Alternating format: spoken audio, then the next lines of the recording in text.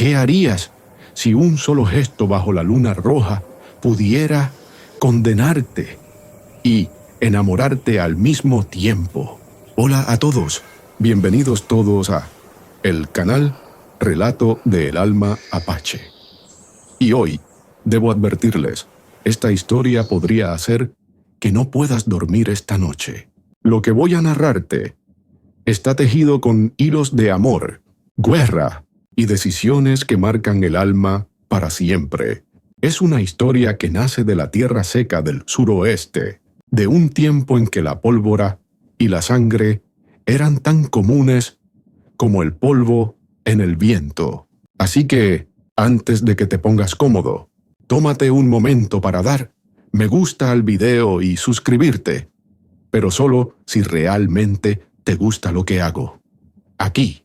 También me encantaría que en los comentarios me digas desde dónde me escuchas y qué hora es ahí. Así sabré si esta historia te acompaña bajo el sol o a la luz de una lámpara. En la calma o en la madrugada, la noche caía sobre las llanuras cercanas al río Bravo, como un manto espeso, pesado, cargado de presagios. Una luna roja, como si la guerra hubiera manchado, incluso el cielo se alzaba lentamente, iluminando con su luz inquietante la figura de una joven apache que avanzaba entre los arbustos. Sus pasos eran ágiles, pero había en ellos un leve temblor, como si cada hoja seca que crujía pudiera delatarla. Llevaba el cabello trenzado, atado con un cordón de cuero que parecía haber resistido muchas lunas de huida. Sus ojos, oscuros y vigilantes, escaneaban la noche, buscando y temiendo a la vez aquello que podría aparecer. Más adelante, el susurro del viento se mezclaba con otro sonido, el metálico roce de una espada saliendo de su vaina, entre las sombras de un mezquite. Un hombre observaba, su silueta apenas visible, pero su presencia imposible de ignorar.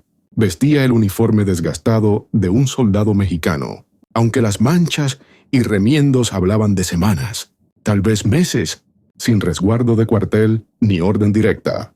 Su mirada se clavó en ella con una mezcla de extrañeza y reconocimiento. No la conocía, pero algo en su porte lo hizo bajar el arma. Y luego, casi de inmediato, volver a subirla. Ella se detuvo. La tensión era un lazo invisible entre ambos. El soldado avanzó un paso, su respiración controlada pero firme, como quien se acerca a una fiera salvaje que podría atacarlo en cualquier instante. «Detente», ordenó, su voz grave rompiendo el silencio. La joven apretó los labios. No entendía del todo el idioma, pero el tono le era claro. Sin embargo, en sus ojos había una chispa indomable que no se apagaba ni con el miedo. El viento trajo consigo el olor de leña quemada, señal de un campamento cercano. La joven lo sabía, si él la capturaba, no regresaría al amanecer como era. El soldado, por su parte, se debatía entre la sospecha y una curiosa sensación de no querer lastimarla. En la guerra no había espacio para dudas. Y sin embargo, ahí estaba, sintiéndolas.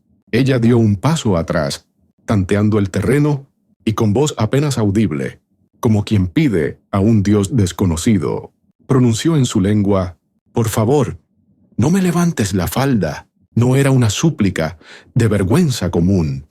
Era un ruego cargado de memoria, de heridas que ya no sangraban, pero aún dolían. El soldado, desconcertado por la sonoridad extraña de sus palabras, no las entendió en su forma, pero sí en su esencia. Algo en su tono atravesó su pecho como una flecha. El momento se quebró cuando él, siguiendo un impulso que no supo nombrar, se acercó y, desafiando su propia humanidad, tomó el borde de la tela. No lo hizo con violencia, sino con una mezcla de temor y necesidad de saber qué ocultaba.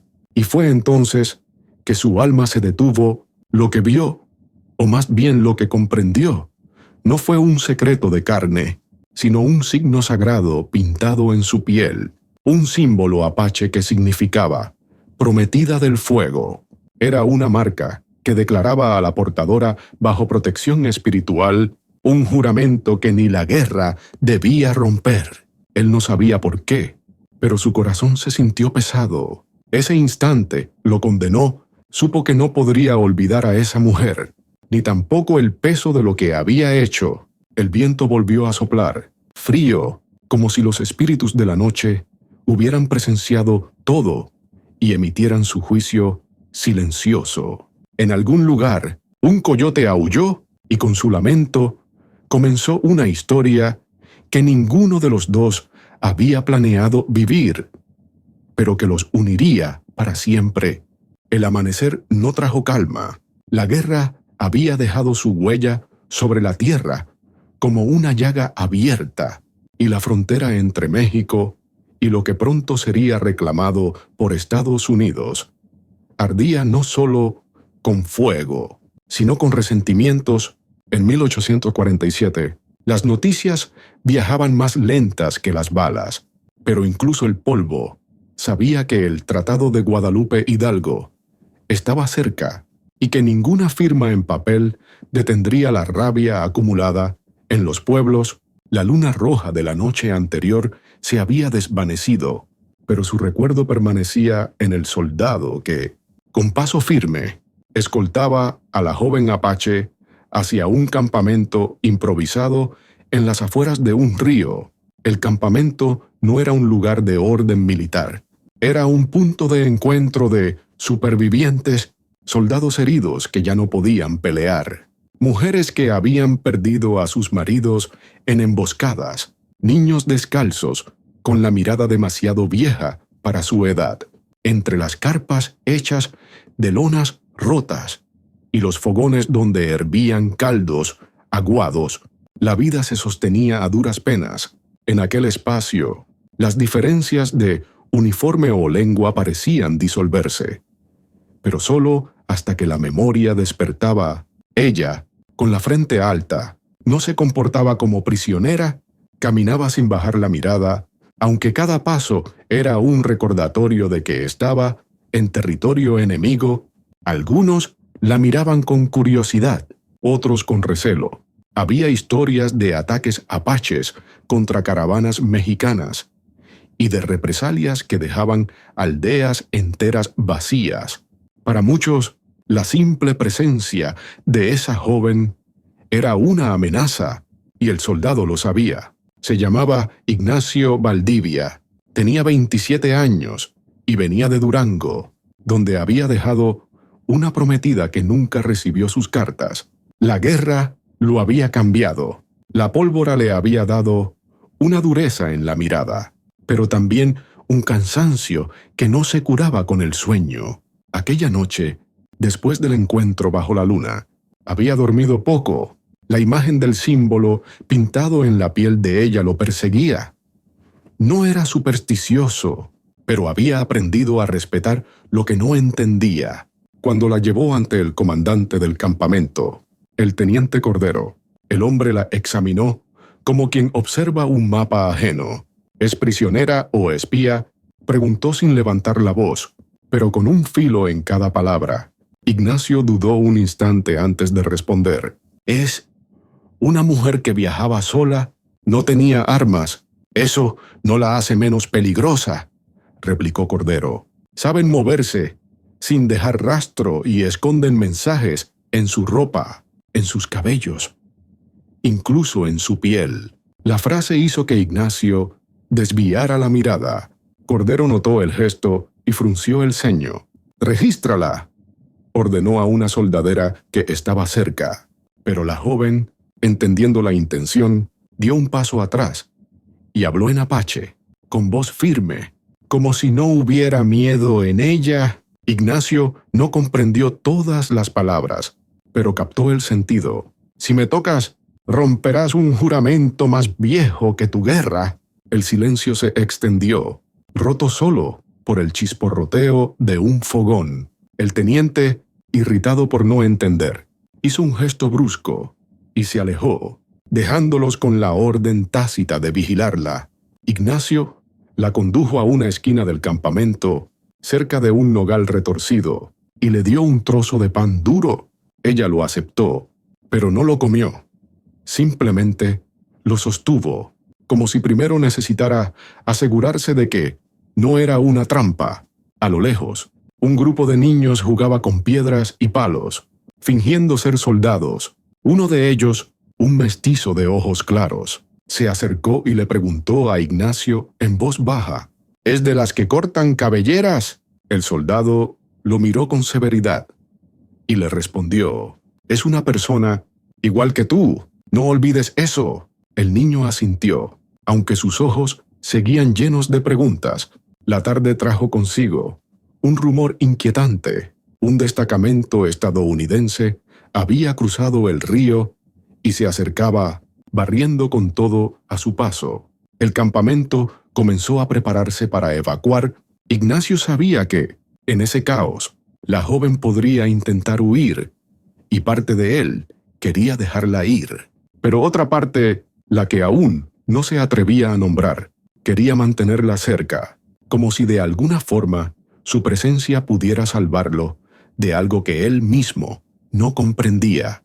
Al caer la noche, mientras el cielo se llenaba de estrellas frías, Ignacio se acercó a ella. ¿Cómo te llamas?, preguntó, esperando que, aunque no entendiera algo en su voz, le transmitiera la intención. Ella lo observó largo rato antes de responder, en un español torpe y aprendido de quién sabe dónde. Nayeye significa ella camina sola. Ignacio no dijo nada más, pero su corazón entendió que aquel nombre no era solo un sonido, era una historia entera, y él estaba a punto de formar parte de ella. Aunque el amanecer siguiente amenazaba con separar sus caminos, la madrugada llegó envuelta en una neblina baja que se arrastraba sobre el suelo, como si la tierra quisiera ocultar lo que estaba por venir. En el campamento, el movimiento era frenético, pero silencioso. No había gritos ni órdenes alzadas, solo miradas rápidas y gestos precisos. Cualquier ruido innecesario podía delatar su posición ante las patrullas estadounidenses. Entre las sombras, Ignacio revisaba el mosquete, cargaba pólvora, y luego, casi sin darse cuenta, buscaba con la vista a Nadejé. Ella estaba sentada bajo el nogal, el mismo donde la había dejado la noche anterior, observando a los hombres y mujeres empacar. No participaba, pero tampoco se veía asustada. Era como si entendiera que las guerras no eran suya, aunque la arrastraran igual. La luz tenue de la mañana perfilaba su rostro, revelando la calma firme de quien ha sobrevivido demasiado para alterarse por cada peligro nuevo. Los últimos días habían reducido a su gente, los Ende, a un puñado de familias dispersas en la sierra. Algunos se habían refugiado con clanes aliados, otros habían caído en enfrentamientos o por hambre. Nadejé lo sabía, porque lo había visto con sus propios ojos. El humo negro elevándose sobre el valle, las huellas borradas por el viento, el llanto apagado de un niño escondido. Ese dolor no lo llevaba en palabras, sino en la postura, en la manera de no pedir ayuda y no aceptar piedad. Ignacio recordaba haber escuchado en Durango historias contadas por arrieros, que los apaches eran nómadas, que vivían sin ley, y que sus mujeres eran tan libres como los hombres. Pero frente a ella comprendía que eso eran mitades de verdad. No era libertad salvaje, era sobrevivencia aprendida a golpes, y aún así, había en ella una dignidad que ni la guerra podía arrancar. El teniente Cordero anunció la partida con un silbido agudo. El grupo se movió como una serpiente lenta, siguiendo la ribera para evitar los caminos principales. Ignacio caminaba al frente, pero cada tanto giraba la cabeza para asegurarse de que Nadejé seguía allí. No estaba atada, y eso era una decisión arriesgada. Si quería huir, bastaba con que se internara en el monte. Sin embargo, ella se mantenía a pocos pasos, como si supiera que su destino no estaba en correr ahora, sino en esperar el momento justo. La mañana avanzó con el sol colándose entre los mezquites. A lo lejos se escuchaban disparos aislados, ecos de una guerra que parecía no tener frente definido. En un descanso, Ignacio le ofreció un poco de agua. Ella aceptó, pero antes de beber, vertió unas gotas al suelo y susurró algo en su lengua. Él no preguntó. Había aprendido que algunas cosas no se explican, solo se respetan. A media jornada, un explorador regresó con noticias. Una columna de caballería estadounidense había cruzado el río más al norte y probablemente cortaría el paso. Cordero decidió dividir al grupo. Los heridos y civiles tomarían un sendero más oculto, mientras que los soldados distraerían a los enemigos. Ignacio fue asignado a la escolta de los refugiados. Cuando protestó, diciendo que podía ser más útil en la línea, el teniente solo respondió: útil no siempre significa disparar. Fue así como Ignacio terminó liderando una pequeña caravana de vidas frágiles. 3 mujeres, 5 niños, un anciano cojo y Nadejé. El sendero serpenteaba entre lomas y barrancas secas, y aunque parecía seguro, el silencio demasiado limpio del desierto ponía los nervios tensos. Al caer la tarde, el grupo encontró un refugio natural.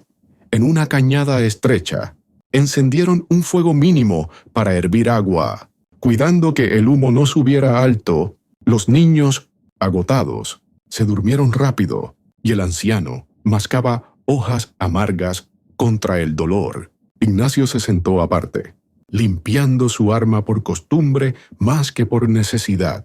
Fue entonces que escuchó pasos suaves detrás de él. Era Nadejé. «¿Por qué no me amarras?», preguntó, con ese español imperfecto que se colaba como un susurro. Ignacio la miró, sorprendido, «porque no quiero que me odies más de lo que ya lo haces». Ella arqueó una ceja. «No te odio. No eres el que quemó mi aldea». La respuesta le pesó. En la guerra, la responsabilidad se diluye. Uno aprieta el gatillo, otro da la orden, otro más inventa la causa. Pero al final, todos cargan el mismo polvo en las manos. La noche cayó sobre ellos como un telón negro, y el frío obligó a acercarse al fuego. Ignacio notó que ella dormía sentada, con una mano sobre el cuchillo que llevaba oculto en la faja. No había confianza todavía, solo una tregua silenciosa. Sin embargo, al mirarla en ese instante, supo que lo que había empezado bajo la luna roja no se iba a desvanecer con el amanecer. Algo se había sembrado, y aunque no sabía si era una promesa o una maldición, entendía que no podría arrancarlo. En algún lugar lejano, un disparo retumbó en la noche, recordándoles que el verdadero peligro aún no había llegado. El amanecer en la cañada fue gris y frío, como si el sol dudara en salir. La bruma se aferraba a las piedras, y el aire olía a humedad y a tierra removida. Ignacio despertó antes que los demás. El instinto del soldado no le permitía dormir profundamente, y menos con la amenaza latente de la caballería estadounidense persiguiéndolos. Se levantó en silencio, revisando el perímetro y escuchando con atención cualquier sonido que rompiera la quietud. Lo único que llegó a sus oídos fue el murmullo lejano del agua, corriendo entre las grietas de la roca. Nadejé estaba despierta también. Permanecía sentada, envuelta en una manta raída, mirando hacia el este, como si esperara ver algo más allá de las colinas. Ignacio se preguntó qué buscaba en ese horizonte. Su gente, una señal para huir, o simplemente la certeza de que el mundo seguía existiendo. Cuando sus miradas se cruzaron, no hubo palabras, solo un intercambio breve y silencioso que, sin embargo, decía más que cualquier conversación. El grupo retomó la marcha poco después. El anciano cojo avanzaba apoyado en un palo improvisado. Los niños seguían en fila y las mujeres cargaban las pocas pertenencias que les quedaban. Ignacio caminaba al frente, con Nadege detrás, manteniendo siempre una distancia calculada, como si ambos midieran cada paso para no invadir el espacio del otro. El sendero ascendía hacia una planicie cubierta de matorrales bajos y rocas dispersas. Desde allí se podía divisar una parte del río, serpenteando como una cinta plateada, pero la belleza del paisaje estaba manchada por señales inquietantes, columnas de humo elevándose en el horizonte, indicio de que los estadounidenses o algún grupo de saqueadores había pasado por allí. Ignacio sintió un nudo en el estómago. Sabía que la guerra no solo era batalla formal, también había violencia descontrolada, bandidos aprovechándose del caos y venganzas personales que no respondían a ninguna bandera. A media mañana, decidieron descansar a la sombra de unas peñas. Nadege se apartó un poco para llenar una cantimplora en un hilo de agua que corría entre las rocas. Ignacio la siguió con la mirada, atento, no tanto por temor a que escapara, sino porque había algo en su forma de moverse que le recordaba a los halcones. Alerta, precisa y siempre lista para alzar el vuelo. Cuando regresó, le ofreció el recipiente sin decir nada, y él lo aceptó con un gesto de gratitud. El anciano, que había estado en silencio todo el camino, comenzó a hablar en voz baja, como si la necesidad de contar su historia se hubiera acumulado demasiado. Relató cómo su rancho, cerca de El Paso del Norte, había sido arrasado por una incursión nocturna.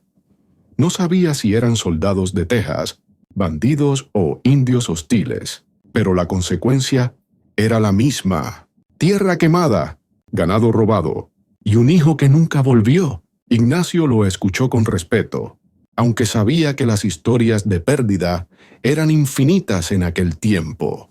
Por la tarde, el terreno se volvió más abierto y la sensación de vulnerabilidad aumentó. Ignacio decidió que debían cruzar la planicie rápido para alcanzar las lomas del otro lado antes del anochecer.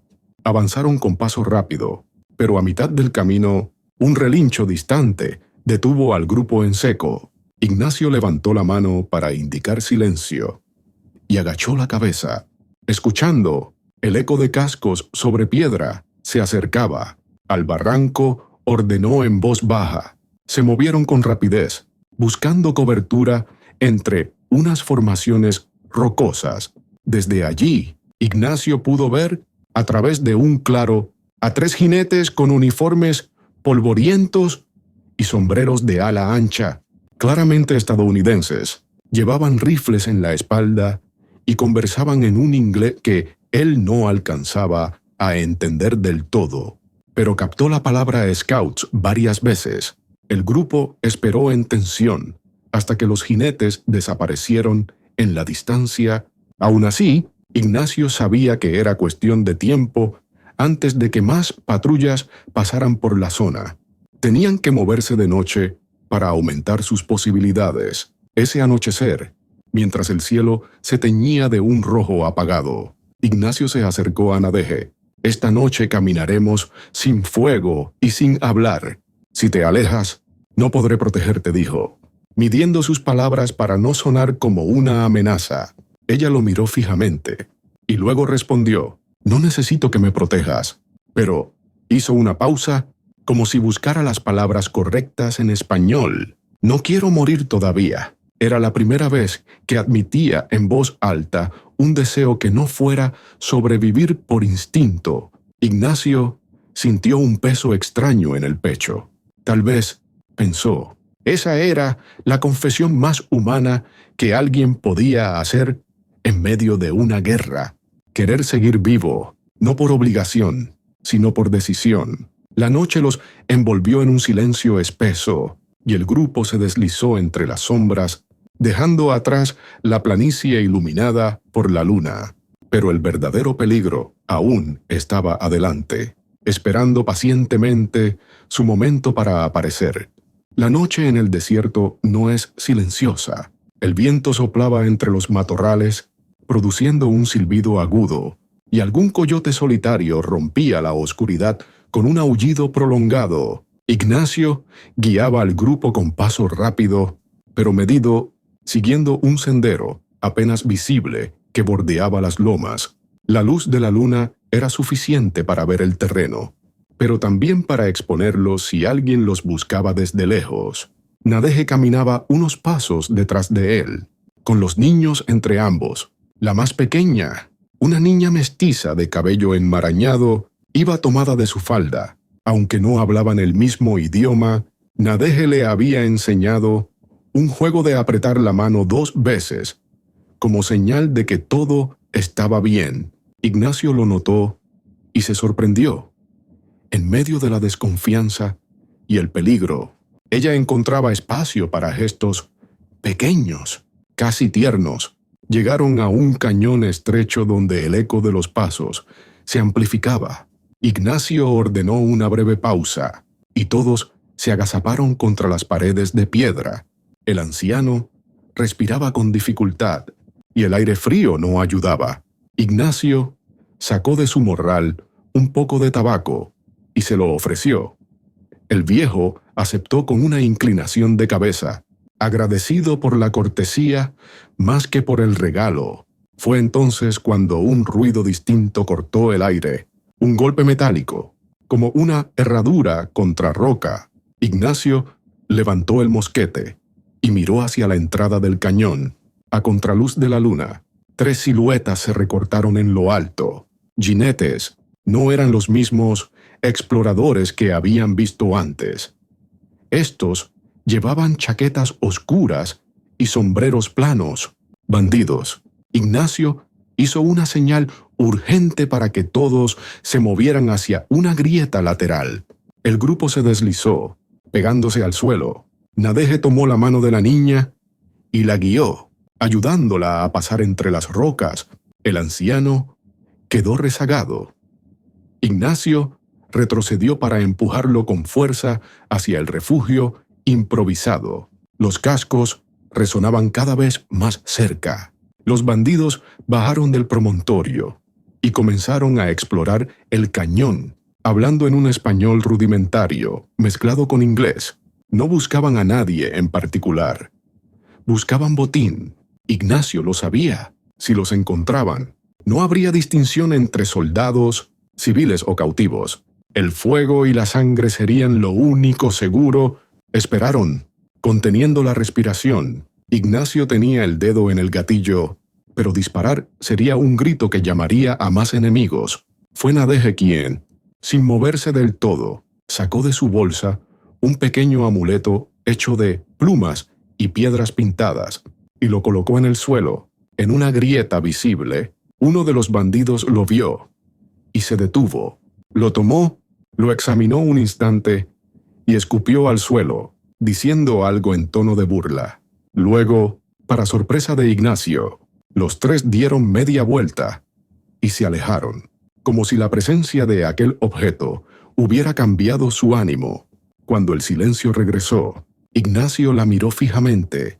«¿Qué hiciste?», preguntó, todavía en susurros. «Les recordé que hay cosas que no deben tocar», respondió. Sin más explicación, reanudaron la marcha hasta que la luna comenzó a bajar.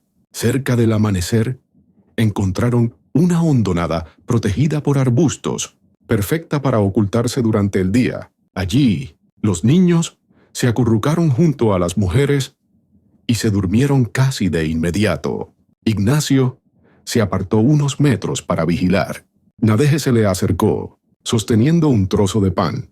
«Come», dijo, como si fuera una orden. Ignacio sonrió con cansancio. «Pensé que no querías hablar conmigo». «No hablo contigo. Hablo para que no mueras de hambre», contestó, pero había un leve brillo en sus ojos que no coincidía con la dureza de su voz. Durante horas permanecieron allí, observando el cielo aclararse lentamente. El peligro de la noche había pasado, pero la sensación de que algo mucho más grande se acercaba era imposible de ignorar. Esa tarde, cuando se dispusieron a continuar, el anciano le señaló un cambio en el horizonte. Columnas de polvo avanzaban desde el norte. No era una patrulla pequeña. Ignacio comprendió que si querían sobrevivir, tendrían que dejar el plan de rodear el río y adentrarse en territorio apache, un lugar donde él sería el extraño y donde Nadej tendría que decidir si seguiría caminando a su lado. El viento del norte traía consigo el olor seco del polvo y un rumor lejano que no dejaba dudas. Caballos, muchos, avanzando con rapidez. Ignacio sabía que no podían seguir por el cauce del río. Serían un blanco fácil. La única alternativa era girar hacia el este, hacia las tierras altas y abruptas que él apenas conocía, pero que para Nadej eran un mapa inscrito en la memoria. Reunió al grupo con voz firme. Vamos a internarnos en la sierra. No será fácil, pero tendremos más posibilidades de ocultarnos. Sus palabras no admitían debate. Aunque miró a Nadej, esperando alguna reacción, ella lo observó un instante, como sopesando si debía confiar en que él supiera lo que hacía. Finalmente, dijo, «Si me sigues, no retrocedas. Allí no manda tu ejército». Comenzaron el ascenso por un sendero estrecho que zigzagueaba entre paredes de roca.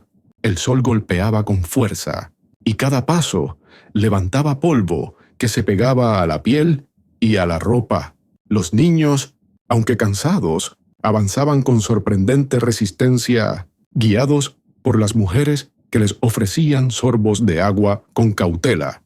Ignacio llevaba al anciano apoyado en su hombro, sintiendo el peso no solo físico, sino moral de mantenerlos a todos con vida. A media tarde, llegaron a un paso angosto, donde las rocas se alzaban como torres naturales. Allí, Nadej se adelantó sin pedir permiso. Explorando entre las sombras, cuando volvió, susurró, «Hay un refugio más arriba. Lo usábamos en invierno». Ignacio dudó un segundo, consciente de que estaba entregando el liderazgo a alguien que no era parte de su ejército, pero las circunstancias lo obligaban. El refugio era una pequeña cueva semicubierta por arbustos y piedras. Dentro, el aire era fresco y había señales de usos pasados, ceniza vieja, marcas de manos pintadas en ocre, restos de esteras de junco. Los niños se instalaron de inmediato y las mujeres aprovecharon para curar ampollas y limpiar heridas. Ignacio se quedó cerca de la entrada, observando cómo Nadej movía algunas piedras para tapar la vista desde afuera. «¿Por qué me ayudas?», preguntó él en voz baja, sin apartar la vista del exterior. «No te ayudo a ti», respondió ella. «Ayudo a quienes caminan contigo. Ellos no eligieron tu guerra». La respuesta le golpeó más fuerte de lo que esperaba. En Durango siempre le habían enseñado que proteger a los civiles era un deber del soldado. Pero allí, en medio de esa sierra, se dio cuenta de que a veces era al revés. Eran los civiles quienes lo protegían a él.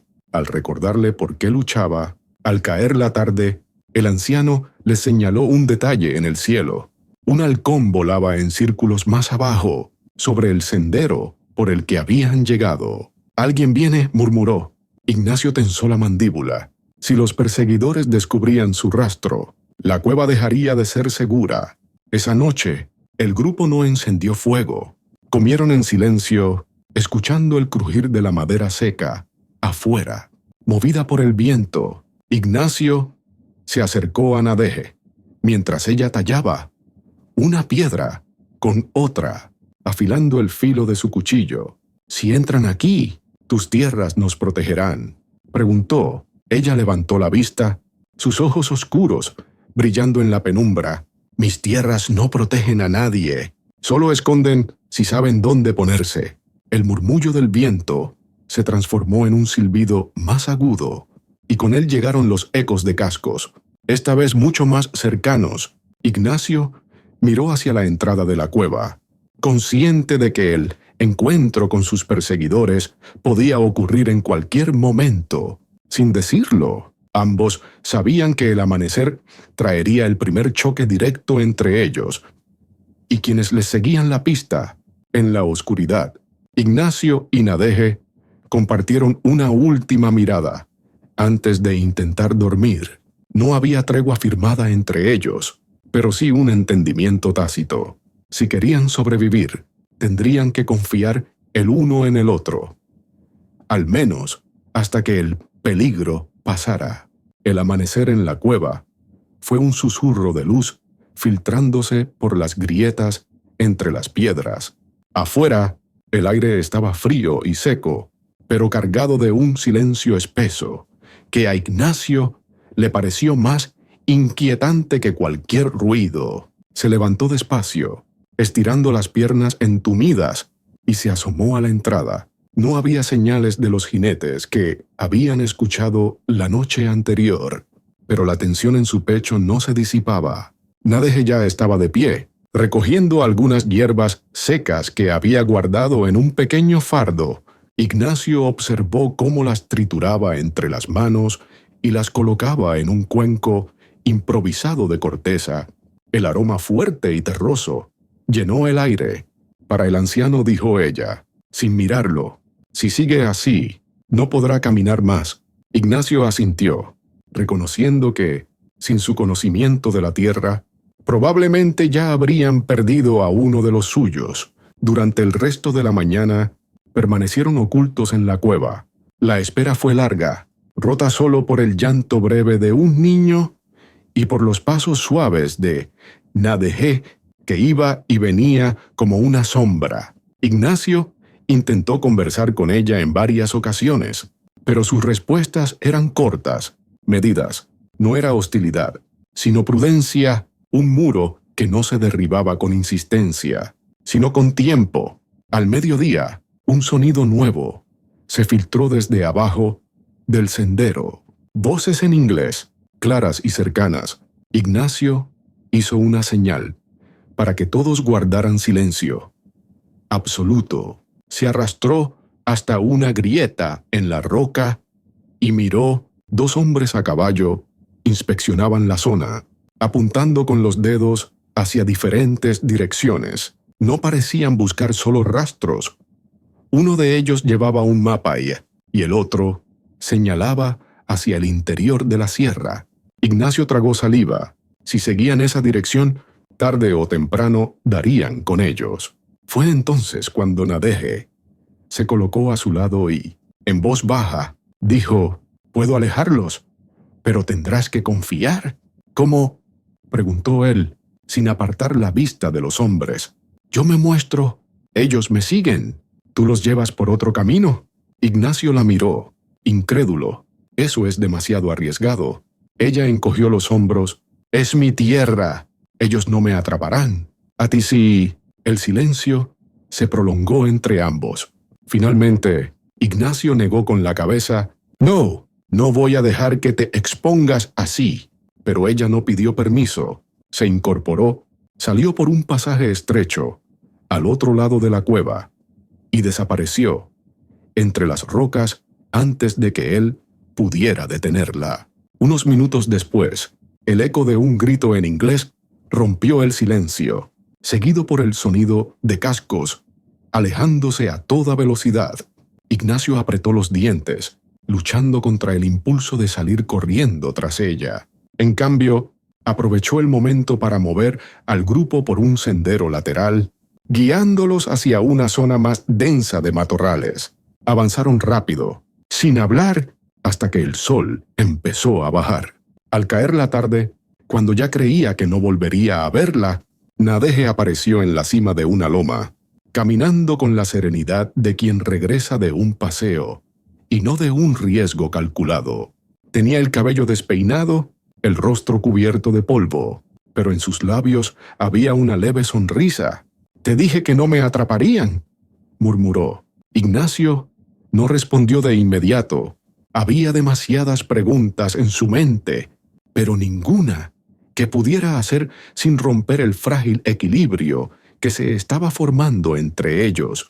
Solo asintió y le cedió un poco de agua de su cantimplora. Esa noche acamparon en un claro oculto por la vegetación. Mientras los demás dormían, Ignacio y Nadege se quedaron de guardia. Por primera vez, el silencio entre ellos no era una barrera, sino un puente invisible. El viento traía el aroma de las flores silvestres, y bajo ese cielo tachonado de estrellas, él comprendió que la distancia entre sus mundos empezaba a acortarse. Aunque ninguno de los dos lo admitiera aún, el amanecer llegó con un resplandor anaranjado que tiñó las lomas, y el aire fresco trajo un silencio inusual. Ni aullidos de coyote, ni cantos de aves. Ignacio lo notó de inmediato. Era una calma que no pertenecía al desierto, sino a la espera de algo. El grupo reanudó la marcha antes de que el sol subiera demasiado. El terreno se volvió más accidentado, y cada paso exigía cuidado para no resbalar en las piedras sueltas. Nadege iba al frente, eligiendo un camino que bordeaba un cañón profundo. Ignacio, a unos pasos detrás, la observaba con atención, cómo se detenía a escuchar el viento, cómo tocaba la tierra antes de decidir dónde pisar. No había dudas, ella estaba en su territorio, y cada piedra parecía conocerla. Al llegar a una planicie rocosa, Ignacio pidió un descanso. El anciano se dejó caer sobre una piedra, y las mujeres ofrecieron a los niños agua racionada. Nadege, sin decir palabra, se alejó hacia un afloramiento rocoso. Ignacio la siguió. La encontró arrodillada junto a una pequeña hendidura en la roca, de la que brotaba un hilo de agua cristalina. Aquí podemos llenar las cantimploras, dijo, como si no fuera nada extraordinario. Ignacio bebió un sorbo y la miró con curiosidad. ¿Cómo supiste que estaba aquí? El agua siempre canta, si sabes escuchar, respondió ella. Sin mirarlo, continuaron la marcha hasta que, a media tarde, el sol golpeó con toda su fuerza. La fatiga empezaba a mermar el ánimo del grupo. Fue entonces cuando un ruido seco, repetitivo, llegó desde el este. Ignacio levantó la mano en señal de alto y afinó el oído. Cascos y también voces. El peligro regresaba. Se escondieron entre unos arbustos bajos, observando. Un grupo de 5 hombres avanzaba lentamente por el sendero inferior. No eran estadounidenses ni mexicanos. Por sus ropas, probablemente eran comerciantes armados, o peor, cazadores de recompensas. Uno de ellos llevaba un pañuelo rojo atado al cuello, y esa prenda llamó la atención de Nadege. Su expresión se endureció. «Los conozco», murmuró. «¿Amigos?», preguntó Ignacio, aunque ya intuía la respuesta. «No, ellos mataron a 2 de los míos». Ignacio vio cómo sus dedos se tensaban alrededor del cuchillo. La tensión era palpable, pero él la detuvo con un gesto. «No podemos pelear ahora». «Los niños». «El anciano». La frase quedó incompleta, pero el mensaje era claro. El grupo de hombres pasó sin descubrirlos, y la tensión se disipó lentamente. Sin embargo, Ignacio notó que Nadege no apartaba la mirada de la dirección en la que habían desaparecido. Había algo personal en esa enemistad, algo que no dijo, pero que él sintió como un peso invisible en el aire. Esa noche, cuando acamparon en un claro protegido por rocas altas, Ignacio se acercó a ella. «Hoy no te pregunté por qué no actuaste». Nadege le sostuvo la mirada. «Porque dijiste que los niños primero». «Pero eso no borra lo que les debo». Ignacio comprendió que aquel era un pacto frágil, no una renuncia definitiva. El pasado de ella seguía ahí, esperando su momento, y, de alguna forma, él sabía que ese momento terminaría involucrándolo. El silencio volvió a cubrir el campamento, roto solo por el murmullo del viento entre las rocas. Ignacio se quedó despierto un rato más. observando cómo Nadé afilaba su cuchillo con movimientos lentos y precisos. No era amenaza, era preparación, y él no podía ignorar que, tarde o temprano, ese filo cortaría algo más que madera. La mañana siguiente amaneció pesada, como si el aire mismo advirtiera que el día no traería descanso. El grupo partió temprano, guiado por Nadé, a través de un sendero angosto que bordeaba una serie de peñascos rojizos. Desde esa altura, Ignacio podía ver, a lo lejos, columnas de humo en el horizonte. No sabía si eran señales de batalla o de aldeas ardiendo, pero en cualquier caso, significaban lo mismo: peligro. La tensión de la noche anterior seguía en el ambiente. Ignacio notaba que Nadé no hablaba más de lo necesario. Caminaba con el cuerpo inclinado hacia adelante, como quien escucha y observa más allá de lo visible. No hacía falta preguntar. Su mente aún estaba con los hombres del pañuelo rojo. Al llegar a una zona de matorrales espesos, Ignacio decidió hacer una pausa para orientarse. El sol estaba alto y la sombra escaseaba. Mientras las mujeres acomodaban a los niños para que descansaran, el anciano sacó de su morral un trozo de cuero doblado, un mapa tosco, con marcas que indicaban senderos y lugares de agua. Ignacio se inclinó para mirarlo, pero fue Nadé quien, sin pedir permiso, lo tomó y señaló un punto al norte. Aquí hay un paso oculto. Lo usábamos cuando había guerra, con los comanches, explicó, con un tono que no pedía aprobación. Ignacio frunció el ceño. ¿Y qué hay del terreno? Difícil, pero seguro. Ningún jinete se atreve a entrar ahí. Era una decisión arriesgada. El paso podría protegerlos, pero también ralentizar la marcha. Ignacio miró a los niños, luego a ella.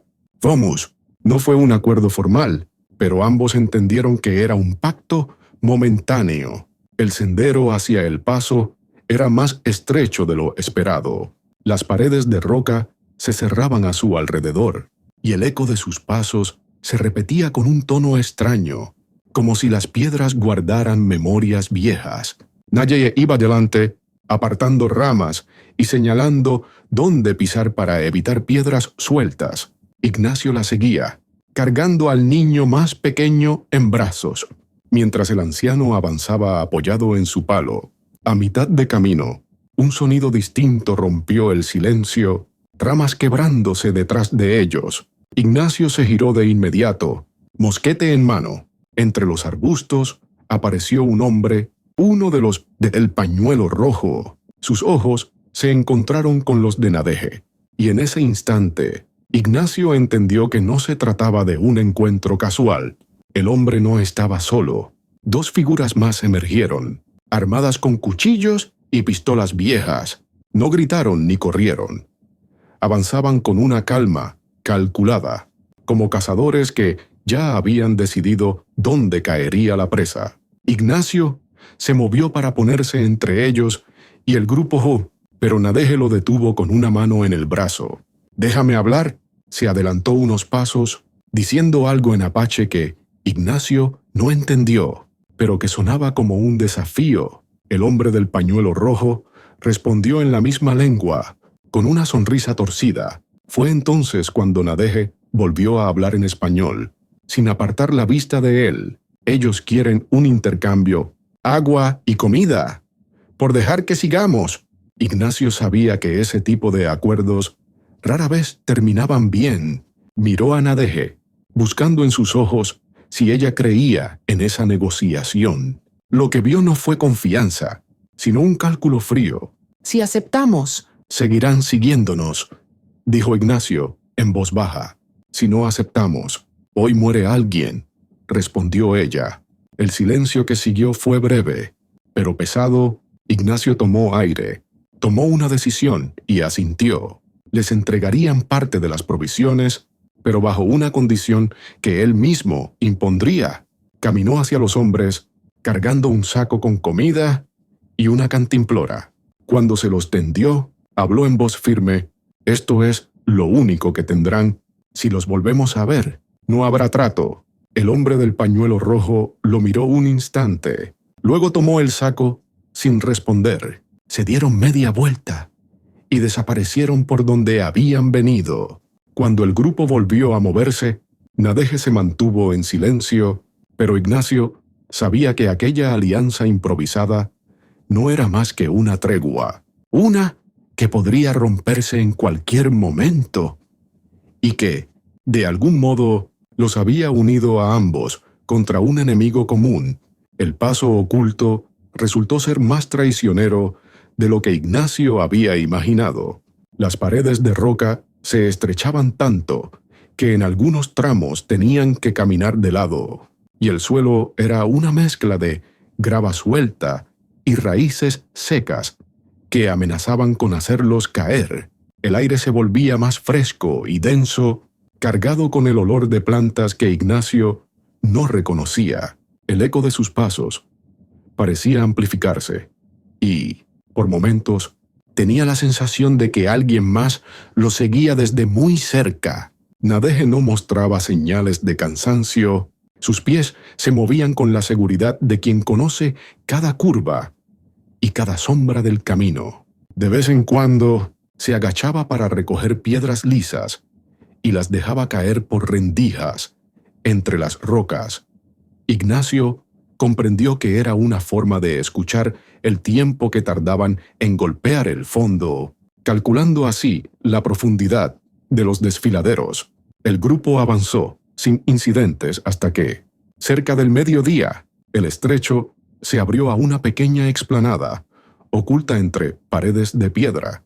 Allí había señales de uso antiguo, restos de hogueras y un círculo de piedras que quizá alguna vez sirvió de altar, pero lo más inquietante fue el silencio absoluto.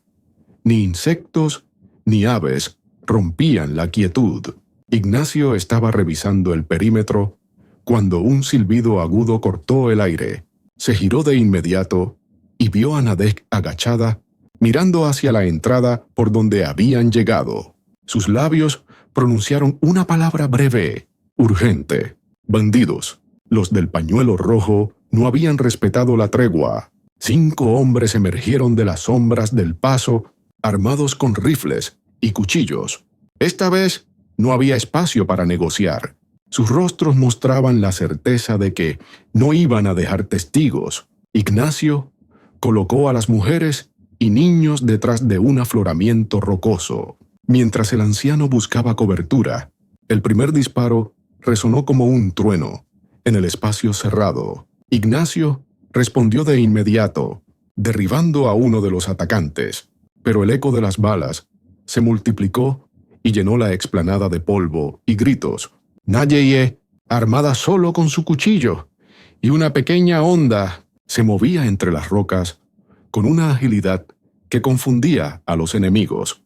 Cada piedra que lanzaba golpeaba con precisión, desviando la puntería de un rifle o derribando a un hombre que intentaba flanquearlos. Uno de los bandidos logró acercarse demasiado. Ignacio giró para dispararle, pero Nadege se interpuso, clavando su cuchillo en el brazo del hombre antes de que pudiera disparar. El grito de dolor rebotó en las paredes, y el agresor huyó tambaleándose. La pelea fue breve, pero feroz. Cuando el último de los atacantes escapó por el mismo paso por el que había llegado, la explanada quedó envuelta en un silencio roto solo por las respiraciones agitadas. Ignacio miró a Nadege y por primera vez dejó que se notara su gratitud. Sin ti, esto habría acabado diferente. Ella no respondió de inmediato. Guardó el cuchillo, se limpió la sangre de la mano y dijo: «No lo hice por ti, lo hice por ellos». Señaló a los niños que aún temblaban detrás de las rocas. El grupo reanudó la marcha poco después, pero el enfrentamiento había cambiado algo. Ya no era una simple huida. Ahora compartían una deuda mutua, un pacto sellado con el filo de un cuchillo y el fuego de las armas. Ignacio lo sabía, los del pañuelo rojo no se darían por vencidos. y ese peligro continuo era tanto una amenaza como un lazo entre él y Nadeje. Esa noche acamparon en una depresión del terreno, cubiertos por un dosel natural de ramas secas. Ignacio tomó la primera guardia, y cuando Nadeje se ofreció a relevarlo, él aceptó sin dudar. Ya no era solo por necesidad, era porque, después de ese día, había aprendido que ella también velaba por él. La madrugada trajo un viento frío que se colaba por cada rendija del refugio improvisado. Ignacio despertó con una sensación de inquietud que no provenía solo del clima. Se incorporó, observando a Nadeje, sentada junto al fuego apagado, con la mirada fija en la oscuridad que se extendía hacia el norte. No hizo ruido, pero ella, como si hubiera sentido su movimiento, habló sin mirarlo. ¿Vienen? No preguntó cómo lo sabía. Después de tantos días, Ignacio había aprendido que su instinto para detectar peligros era más certero que cualquier explorador. Despertó a las mujeres y a los niños con cuidado, ordenándoles que guardaran silencio. El anciano, al sentir el apremio en su voz, se levantó sin protestar. Abandonaron el campamento antes de que el sol asomara. Avanzaron por un terreno pedregoso que se volvía más inclinado a cada paso. La idea era ganar altura para tener ventaja visual, pero Ignacio sabía que eso también significaba exponerse. Desde una cresta baja, se detuvo a observar. Al fondo, como diminutas manchas en movimiento, venían al menos 6 jinetes. No eran soldados regulares. Sus ropas eran una mezcla de prendas civiles y militares. Bandidos otra vez, o quizá cazadores de recompensas. Ignacio decidió que debían separarse. El anciano y las mujeres tomarían un sendero lateral que los llevaría a un arroyo seco, mientras él y Nadeje se adelantarían para distraer a los perseguidores. La propuesta no fue discutida, aunque los rostros tensos del grupo decían lo que las palabras callaban. Aquello podía ser una despedida. Se movieron rápido, bajando por una vereda angosta que desembocaba en un cañón de paredes altas. Allí, Ignacio encendió una pequeña hoguera con ramas verdes para que el humo fuera visible. «Si tienen ojos, vendrán hacia aquí», murmuró. Nadeje lo observó con atención, y por un momento pareció que iba a decir algo, pero se limitó a tomar su cuchillo y colocarse en un punto más alto para vigilar. El eco de los cascos llegó poco después. Ignacio sintió el pulso acelerarse mientras cargaba su mosquete. Los primeros jinetes aparecieron en la entrada del cañón, dudando al ver el humo. Uno de ellos gritó algo en inglés, y el grupo se dividió. 3 avanzaron hacia la hoguera, mientras los otros rodeaban por el lado izquierdo. Era la estrategia que Ignacio esperaba. Cuando el primero de los bandidos estuvo lo bastante cerca, Ignacio disparó. El estruendo rebotó en las paredes del cañón, amplificándose como un trueno. Nadeje, desde su posición, lanzó una lluvia de piedras que confundió a los caballos. El caos duró apenas unos minutos, pero fue suficiente para obligar a los enemigos a retroceder. Sin embargo, uno de ellos logró flanquearlos y se abalanzó sobre Ignacio. La lucha fue cuerpo a cuerpo. El hombre intentó derribarlo, pero Ignacio resistió, bloqueando el filo de un cuchillo con la culata del mosquete. Fue Nadeje quien puso fin al forcejeo, lanzándose desde la roca para golpear al atacante con una patada que lo dejó inconsciente. «No tenemos tiempo», dijo ella, respirando agitada. Ignacio asintió y apagó la hoguera con arena. Corrieron hacia el sendero por el que había escapado el resto del grupo, con la esperanza de alcanzarlos antes de que los bandidos se reagruparan. Al llegar al arroyo seco, encontraron huellas recientes. Las pisadas eran apresuradas, pero no había señales de lucha. Sin embargo, una prenda infantil olvidada sobre una piedra hizo que Ignacio sintiera un escalofrío. No podía saber si la habían dejado caer por accidente, o si era una señal de que algo había salido mal. En ese instante, comprendió que lo que temía desde el principio podía haberse cumplido. El grupo no estaba tan a salvo como había creído. La búsqueda continuaría, pero ahora con una urgencia mucho más desesperada. El hallazgo de la prenda infantil sobre la piedra no dejó espacio para duda. Algo había ocurrido. Ignacio la tomó en sus manos, sintiendo el tejido áspero, aún tibio por el sol. La imagen de la niña mestiza que solía caminar junto a Nadege apareció en su mente, y el impulso de salir corriendo lo dominó. Nayeye, en cambio, permanecía inmóvil, observando el arroyo seco, como si leyera un mensaje que para él era invisible. «No se los llevaron lejos», dijo finalmente, agachándose para tocar el suelo.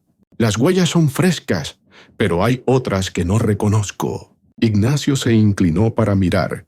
No tenía el mismo ojo entrenado, pero distinguió lo suficiente. Junto a las huellas pequeñas y los pasos lentos del anciano, había otras más grandes, profundas como de botas pesadas. La dirección apuntaba hacia el oeste, alejándose de la ruta que habían planeado. No era momento de dudas. Sin discutirlo, comenzaron a seguir el rastro. La persecución fue rápida y tensa, con Ignacio empuñando el mosquete y Nadege avanzando unos metros adelante, agachada, moviéndose entre sombras. Cada vez que se detenía para examinar el terreno, su respiración se volvía más lenta, como si necesitara calmar un instinto que quería gritar. Tras una hora de avance, los sonidos comenzaron a llegar. Voces, algunas en inglés y otras en un español tosco, mezcladas con el relincho de caballos. Se detuvieron en lo alto de un promontorio, desde donde se veía un campamento improvisado. Allí estaban las mujeres y el anciano, rodeados por 6 hombres armados. Los niños, amarrados con cuerdas, se mantenían juntos bajo la sombra de un mezquite. Ignacio sintió que la sangre le ardía. Su primer impulso fue cargar de frente, pero Nadege lo detuvo con una mano firme en el hombro. «Si disparas ahora, matarán a uno antes de que bajes la cuesta», dijo, mirándolo con dureza. «Esto hay que hacerlo distinto». Se apartaron para planear. Nadege señaló una vereda estrecha que bordeaba el campamento y se internaba en una hilera de piedras planas. «Yo distraigo. Tú entras por ahí y los sacas de las cuerdas. Cuando te vean, ya estaré lejos». Ignacio negó con la cabeza. «No otra vez. Esta vez vamos juntos». Ella lo sostuvo la mirada, midiendo sus palabras. «Juntos, pero sigues mis pasos». La ejecución fue precisa. Nadege apareció al borde del campamento, lanzando insultos en apache que encendieron la ira de los hombres. 4 de ellos salieron a perseguirla, dejando solo a 2 vigilantes. Fue el momento en que Ignacio descendió, moviéndose entre las sombras hasta alcanzar a los prisioneros. Con un rápido corte de su bayoneta, liberó a los niños y a las mujeres. El anciano, aunque débil, tomó un palo y se preparó para defenderse. Uno de los vigilantes se giró, sorprendido, pero Ignacio lo derribó con un golpe seco. El otro intentó disparar, pero una piedra lanzada con fuerza desde la ladera, sin duda por Nadege, lo dejó sin equilibrio. En cuestión de segundos, el grupo estaba fuera del campamento, corriendo hacia el sendero oculto. Se reunieron más adelante, jadeando, con los niños aferrados a las faldas de sus madres. Nadege llegó la última, con una ligera herida en el brazo que no mencionó. Ignacio la miró y solo dijo: «Podríamos haber muerto los 2». Ella sonrió, sin suavizar la dureza de su voz. «Pero no morimos, y ellos están vivos». El grupo retomó la marcha hacia el sur, buscando un punto de descanso más seguro. Sin embargo, Ignacio sabía que cada paso los acercaba a una decisión inevitable: seguir huyendo hasta quedar sin fuerzas, o plantar cara a quienes los perseguían, con todo lo que eso implicaba. En su interior ya había elegido, aunque todavía no sabía si Nadege caminaría a su lado cuando llegara el momento. La marcha hacia el sur fue rápida y silenciosa, pero el cansancio acumulado se colaba en cada paso. El sol descendía lentamente, pintando las rocas de un rojo encendido que parecía presagio de sangre. Ignacio sabía que el grupo no resistiría a otra persecución larga. Los niños apenas podían mantenerse en pie, y el anciano respiraba con dificultad. Cada inhalación un esfuerzo doloroso. Cuando alcanzaron un claro protegido por álamos, Ignacio llamó a Nadege aparte. No quería que el resto escuchara, pero sabía que había llegado el momento de hablar sin rodeos. No podemos seguir así. Ellos no se detendrán. Nayeye, con el cabello revuelto y el brazo aún cubierto por un vendaje improvisado, no apartó la mirada de él. Lo sé, pero enfrentarlos aquí es arriesgarlo todo. No es arriesgarlo, es elegir dónde caer, respondió Ignacio, con un tono que no admitía réplica. Se hizo un silencio denso. Nadege observó el terreno, midiendo con la vista cada piedra, cada árbol. Finalmente, señaló una garganta angosta, entre dos colinas. Allí, solo hay dos entradas. Si bloqueamos una, tendremos la ventaja. Esa noche, el campamento fue distinto. Nadie habló en voz alta, y hasta los niños parecían entender que algo se preparaba. Ignacio organizó turnos para mover piedras y ramas secas hacia la entrada del paso. El anciano, pese a su debilidad, insistió en ayudar, diciendo que no moriría sentado. Con la primera luz del amanecer, el terreno estaba listo. Un muro improvisado de rocas y troncos, que forzaría a los perseguidores a entrar en un cuello de botellas. Ignacio colocó a las mujeres y niños al fondo del paso, protegidos por un saliente de roca. Él y Nadege se apostaron en puntos elevados, listos para disparar y lanzar proyectiles. El silencio de la espera fue más pesado que cualquier batalla. Ignacio podía escuchar el latido en sus sienes, acompasado con el crujir ocasional de una rama bajo sus botas. Nayeye, a su lado, sostenía su cuchillo y una pequeña bolsa de piedras lisas. No intercambiaron palabras, solo un breve cruce de miradas que selló la alianza para lo que estaba por venir. El primer jinete apareció poco antes del mediodía, avanzando con cautela. Detrás de él, 5 más, incluyendo al del pañuelo rojo. Ignacio contuvo la respiración hasta que cruzaron la línea imaginaria que habían marcado. Entonces, sin dudar, empujó una roca que rodó con estrépito, bloqueando la salida trasera. El eco del golpe fue la señal. Los disparos resonaron de inmediato. Ignacio derribó al primero, mientras Nadege, desde lo alto, lanzaba piedras que desviaban las armas enemigas. Los caballos se encabritaron en el espacio reducido, dificultando el avance de los bandidos. Uno de ellos intentó escalar por el lateral, pero Nadege lo interceptó con un corte rápido en el antebrazo. Haciéndolo caer, el combate fue breve, pero brutal. En menos de 10 minutos, 3 de los perseguidores yacían en el suelo y los demás huían hacia el norte. Dejando atrás armas y provisiones, Ignacio bajó del saliente con las manos temblorosas. No por miedo, sino por la descarga de adrenalina. Podríamos seguir huyendo, dijo Nadege, respirando agitada.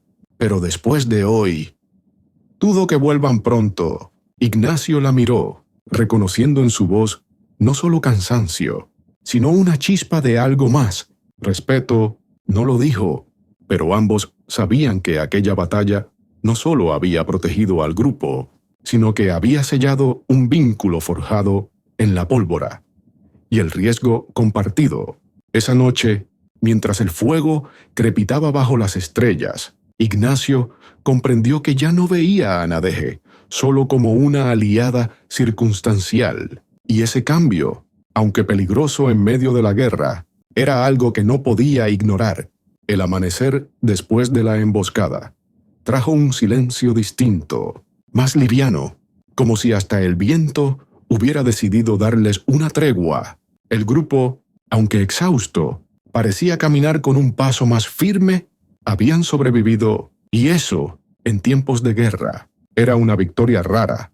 Ignacio sentía el peso de esa jornada anterior en los músculos, pero también en el corazón. Lo que había pasado en el paso angosto no solo había cambiado su suerte, sino la manera en que miraba a Nadege. Avanzaron hacia el sur, siguiendo un sendero que bajaba hasta una llanura salpicada de mezquites y arbustos. El anciano, apoyado en su bastón, hablaba con voz baja a los niños, contándoles historias de cuando esas tierras eran libres de uniformes y fronteras. Las mujeres recogían frutos silvestres por el camino, y por primera vez en días, el hambre no era la sombra más inmediata. En una pausa para descansar, Ignacio se sentó junto a Nadege. Ella estaba afilando su cuchillo con un trozo de piedra, como siempre hacía al final de cada jornada. «No tuviste que quedarte en el paso conmigo», dijo él. Sin apartar la vista del horizonte. «No me quedé por ti», respondió, con esa frialdad medida que él ya conocía. «Me quedé porque nadie sobrevive solo». Ignacio sonrió apenas. «Entonces, ¿esto es solo supervivencia?»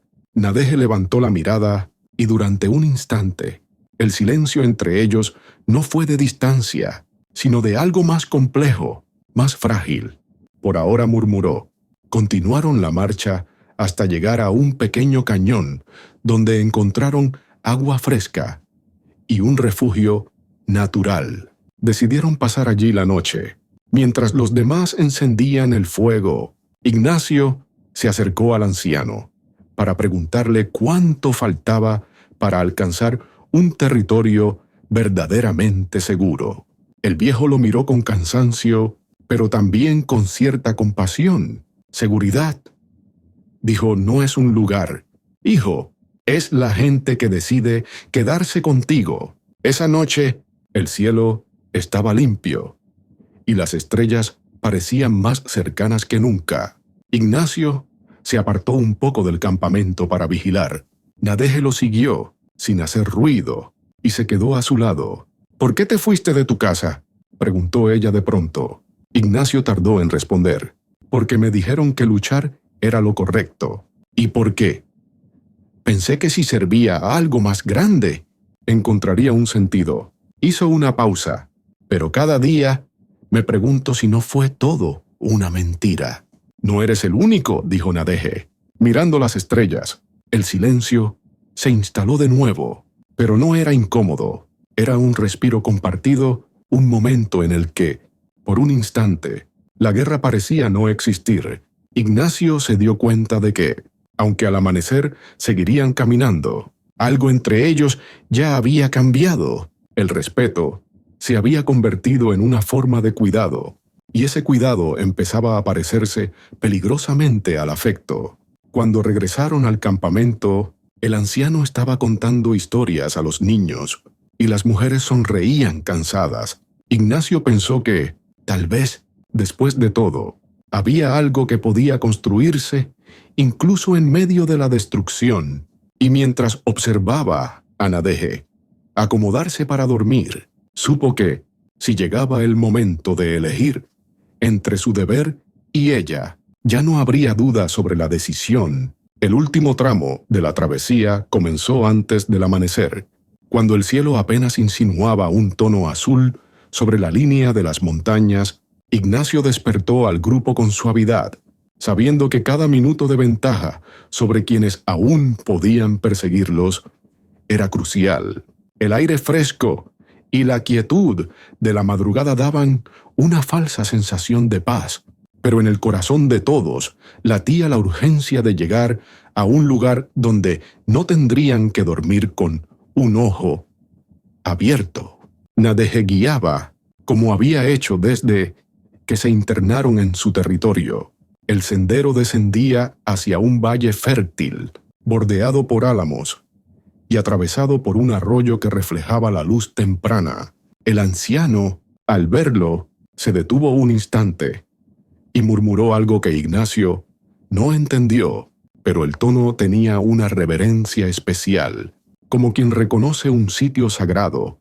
A medida que avanzaban, la tensión comenzó a disiparse. Las huellas frescas de caballos que habían encontrado días atrás ya no aparecían, y las señales de peligro se reducían a lo natural. Huellas de venado, aves que alzaban el vuelo ante su paso. Ignacio, sin embargo, no bajó la guardia. Sabía que en la guerra el peligro podía surgir cuando uno más se convencía de estar a salvo. Al mediodía llegaron a un claro amplio, donde un conjunto de casas bajas, hechas de adobe y madera, se alzaba junto al cauce del arroyo. Eran pocas, pero lo suficiente para significar un punto de descanso y refugio. Los habitantes salieron a recibirlos con cautela. Mujeres con mantas sobre los hombros, hombres armados con viejos mosquetes, niños que observaban desde detrás de las faldas de sus madres. La tensión inicial se rompió cuando el anciano dio un paso al frente y habló en la lengua local. Las miradas recelosas se suavizaron y pronto ofrecieron agua y alimento al grupo. Ignacio sintió que por fin podía respirar. Las mujeres se encargaron de lavar la ropa, los niños encontraron un rincón para jugar, y hasta el anciano sonrió al recibir una jarra de atole caliente. Sin embargo, él buscó a Nadege y la encontró junto al arroyo, lavando su cuchillo con movimientos lentos, casi rituales.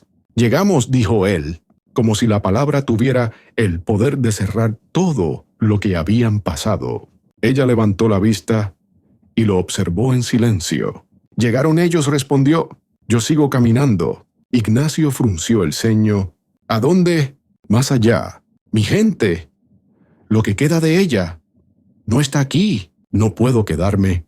Las palabras fueron un golpe que él había temido. Durante semanas se habían convertido en compañeros de camino, en aliados forzados, en algo que rozaba lo imposible de definir. Y ahora, frente a la primera oportunidad de seguridad, sus caminos podían separarse.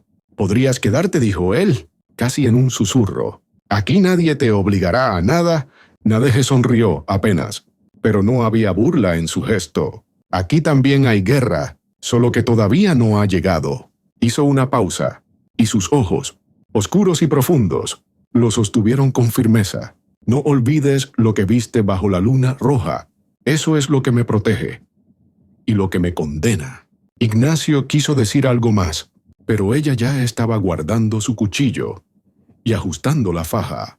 El resto del día lo pasó ayudando a descargar provisiones y reparando un techo, pero su mirada volvía siempre al sendero por donde sabía que ella partiría. Al caer la noche, el fuego en el centro del poblado reunía a todos.